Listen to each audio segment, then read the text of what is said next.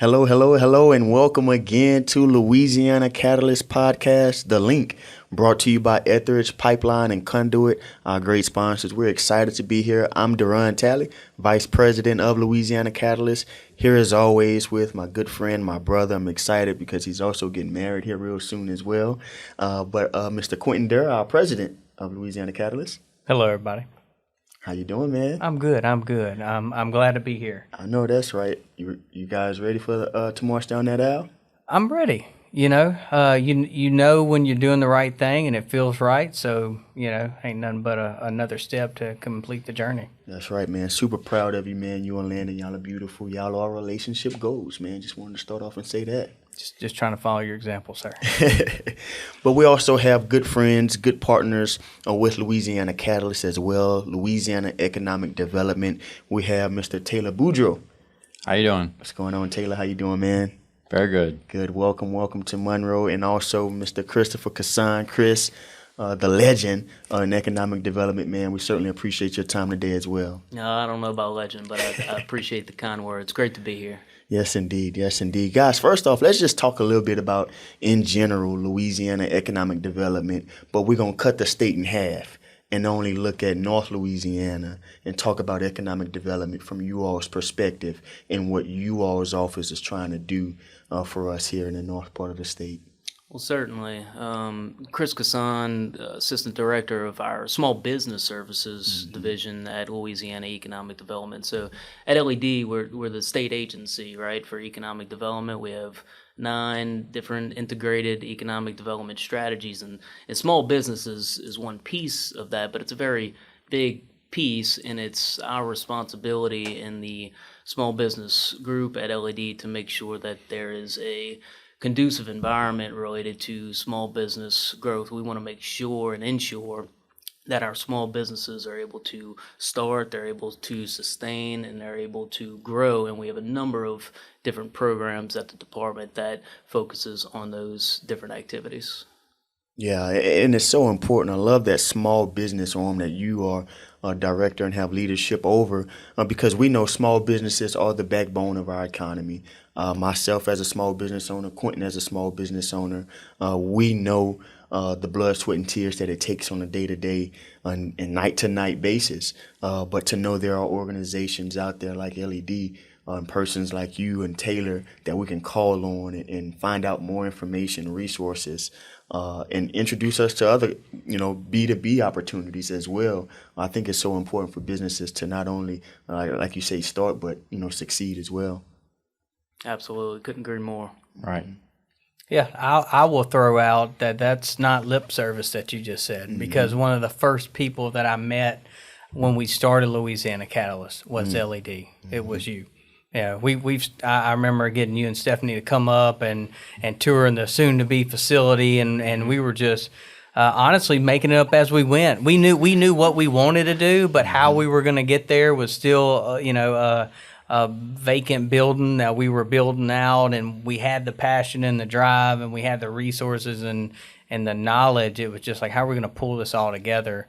And from day one, y'all showed up, and I remember the conference thing we had, and Stephanie talked at it. But I mean, y'all could have easily just told us to go on somewhere. But yeah, no doubt. And look, I commend Louisiana Catalyst for the success that y'all have had. I think it's important, and this has been my experience in my 8 or 9 years in economic development is, you got to crawl before you walk, and you got to walk before you run. And when I started at LED and the programming that we had, it was nowhere near what it is today. We've got a robust suite of services and programs that focus on building capacity, increasing opportunity, and even accelerating growth, which we didn't have a lot of those activities when I first started, but we've been able to grow that suite out. So, I do remember those times, and it's important not to get too far ahead of yourself too fast. It takes time.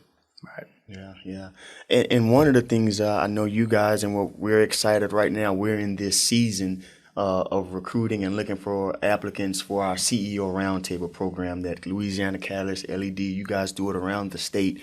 But to be able to do it now as we come where we are, Northeast Louisiana, it's an exciting time for us at Catalyst, for us to be the driving force of to bring this opportunity to entrepreneurs or CEOs here in the area. But let's talk a little bit about your CEO Roundtable program and the value that it can have on our small businesses here. Sure. So Taylor Boudreaux, Louisiana Economic Development. I'm the program manager for CEO Roundtables. And ideally, the program from LED's perspective is we divide the state into 8 regions. And in each of those regions, we take 15 to 18 business owners, CEOs, key decision makers, and we put them in a roundtable setting. And their meeting is facilitated by a professional facilitator, and through peer-to-peer learning, everyone in the room will share their experiences, their lessons, their successes, their failures, and at the end of it, everyone will walk away having learned something from their peers in the business community. What are some of the things that you all have seen doing it in other parts of the state that have really surprised you in terms of the peer-to-peer experience or exchange? Yeah, before I answer that, just to piggyback a little bit off of what Taylor said, I think the interesting thing, the key that he touched on was the fact that this is about peer-to-peer learning. And, what we've learned over the years and with this CEO Roundtable program, the thing that I believe makes it special is we're not teaching a class. We're not getting in there. This is not about learning the 4 Ps of marketing. That's not what that is. This is about getting seasoned business professionals, very successful business owners and companies in the same room together to learn from one another. It's really about the government getting out of the way and letting those folks engage and speak on topics and issues and growth and pain points that they are experiencing and have experienced before in the past, so that they can learn from one another. And I think that is consistent in what we see across all of the different regions in the state, but they take on their own different flavor, right? What's going on in South Louisiana may not be the exact same thing that's going on in North Louisiana, but on the flip side of that coin, the other thing that we see is that business is business. Business is made up of people, and people are people with personalities, and there are a lot of commonalities across business in the profile of, we talk about second stage companies all the time, and that's the eligibility criteria for being considered to be part of the CEO Roundtable is to meet that second stage profile, which means you've gotten past the early stage, you've gotten past the startup stage of business, you've shown some market success, and there's a very specific set of issues that companies that have gotten to that point are going through. So while it may be different in different regions, there's also a lot of commonalities across the issues that we see. So answer more of your question, Duran, what makes it special is I've found watching it throughout all the regions, the relationship building that is brought up into the room, the friendships, even lifelong friendships that a lot of these business owners make with each other. I mean, it continues way outside the class, and then the resource providers that we bring in, the speakers that we bring in, the connections that they develop with the CEOs in the room. I think that's what makes it special, because I don't think anyone goes into it expecting that, but they walk away with friends, business partners, and then knowledge that they otherwise wouldn't have had. So. Yeah, and I think it's important to urge all our businesses in Northeast Louisiana that have constantly complained or stated they wish we had more resources or training opportunities or the peer-to-peer and learn from different things. Here's the opportunity now. Here's a program that the state is paying for. So while it's free to you as a business, it is not free. Which means there's value. So the state is doing their part, creating an environment, collaborating with local entities to put on something to bring businesses a true special opportunity. So my question to all the businesses listening right now, why are you hesitating? Come on, man. It's for us, we see it a lot of time. It's, I wish I had this or I wish I had that, but it's like, at some point you gotta put the initiative and put that effort in. Yeah. So here's an opportunity. And so Catalyst is putting forth all our resources to see this happen. The state is putting in resources. All our community partners and chambers are wanting to see this happen. So at the end of the day, it's like, can the small business person just show up? Yeah. And you're exactly right, and it's painful for us. These taxpayer dollars that are funding these programs, and for us, for Taylor and I, to see those resources, some regions jumping at the opportunity and being having more demand than what we can put at a table, being oversubscribed, and in other regions, those companies not taking advantage of those resources. It's that's tough for us, in my opinion. And I would add too that it's not just about leveraging this one CEO roundtable program. Part of this is about engaging further in the ecosystem and understanding, and we make it a point to make sure that the companies that are participating in the CEO roundtables are aware of all of the different resources through SBA, through PTAC, through the Workforce Commission, through Louisiana Economic Development, and so many other organizations. Not one organization can do everything for everybody. That's right. So we make it a point to make sure that those companies are getting access to the whole depth and breadth of what we have to offer here in the ecosystem. So just getting your foot in the door in the CEO roundtable is just the first step. Right. Yeah, especially coming off the heels of COVID-19, where so many entrepreneurs, CEOs had to make life-changing, not just business changes, but life changes after that pandemic or during that pandemic to survive and thrive, to keep food on their own tables, to take care of their children, their spouses, as well as think about other persons, right? Their employees. And if we make this decision, how will it impact people that I've been around 5 years, 10 years, my team around? Now you have an opportunity to come to a table and hear about some of those same individuals who carried the same burdens late at night with you and bounce ideas of how did you weather that storm? How did you endure that? Oh, this is how we pivoted. I didn't even think about that avenue. And so I think, the value and like Taylor mentioned, the relationship building, when you come into a setting, to these roundtables, and you get to hear those same stories of, wow, you're in Richland Parish, I'm in Union Parish, but man, you carried the same burdens that I did. Oh, you were in that industry and I'm in this industry, but you had the same pivot opportunity as I did. Wow, what else can we learn from each other? What else obstacle can we turn into an opportunity in sharing that commonality? And I think that's the value that we got to make sure we resonate with entrepreneurs as we go out through this process. 100%.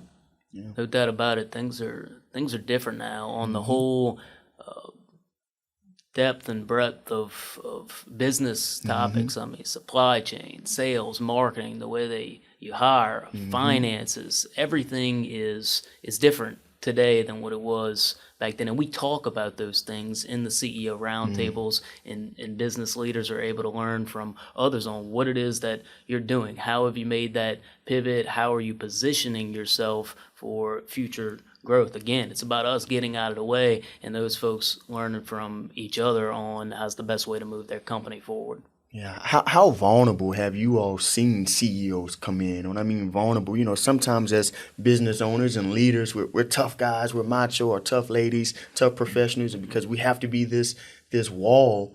How vulnerable have you all seen CEOs come in terms of their transparency and their openness and willingness to learn? Well, that's the big thing about CEO roundtables. When they come in, we try to let them know that you're going to get out of this as much as you put in. So when they come in, we tell them that. And a lot of CEOs, just as you mentioned and Chris mentioned, is when they realize that they aren't the only one in the room going through a certain issue, a certain pain point that's kept them up at night, and they realize that there's a room full of people going through that same exact thing. I find their first thought is, what else are they going through that I'm also going through? And that's that question that makes them open up, because then they start asking more, they start prodding more, and then the group starts opening up, because then they also realize, right, I'm not the only one going through that. And so they're very vulnerable in the room by opening up and, again, realizing that I'm not the only one. I think that's important, not just as entrepreneurs, but as individuals coming up after this COVID-19 pandemic. A lot of us have self-reflected and looked at a lot of things in life differently, and we've been able to thrive because of that. I think our vulnerabilities have opened up victories for many of us, looking at it and saying, wow, that was my weak area, but how can I turn that into my opportunity to be better today and tomorrow? And so I think the CEO Roundtable is going to be a hit for this region. We're excited about it. I know at Catalyst. And, you know, as our name and the show, the link talks about, we want to be the link. We want to link entrepreneurs to CEO Roundtables, to LED, and be the catalyst. And so to Quentin's point, for those entrepreneurs who are listening, we're the catalyst. In other words, we just popped firecrackers at the new year. If we lit the bit. But in terms of the firecracker popping, it had to pop on its own. So you got to do the popping. We'll light you. We'll be that catalyst. But we do need you all to make that sound and that boom and make that impact for our region. It takes the entrepreneurs to do that part. Yeah, well, we appreciate y'all's time with the kind of outgoing. Any last message y'all want to give entrepreneurs, or and then also how to get in contact with y'all if they need something? Yeah, I certainly just want to say that I appreciate you guys, Louisiana Catalyst. We're proud to partner with y'all on this initiative. It's been a long time coming, and I'm passionate about small business. I'm passionate about the programs that I oversee and manage at the department, economic development. But I could tell you that this is something that I'm extremely excited about, and we've been working towards for a number of years. And I think we have the momentum and the pieces in place to have a CEO roundtable this year in the Northeast region, and I have no doubt that it would provide extreme value to the businesses that leverage that program. So I would echo your comments and encourage everybody to apply for the program, and we appreciate you guys. Yes, I highly encourage everyone to apply. And then also just within your networks, if you know somebody who you think would be a good fit for the program, share the information with them, share the program with them, and let them know that it can be very beneficial to them. And you can reach me, of course, through our website, but taylor.boudreaux@la.gov. Shoot me an email, and I'll be glad to answer any questions anyone has about the program and forward more information about it. Awesome. We thank you all for your time again on today with Chris Kassan, Taylor Boudreaux, Louisiana Economic Development. For our president, Mr. Quentin Durr, I'm Duran Talley. This has been another episode of Louisiana Catalyst, The Link by Etheridge Pipeline and Conduit here at the Benoit Recreation Center in the city of Monroe.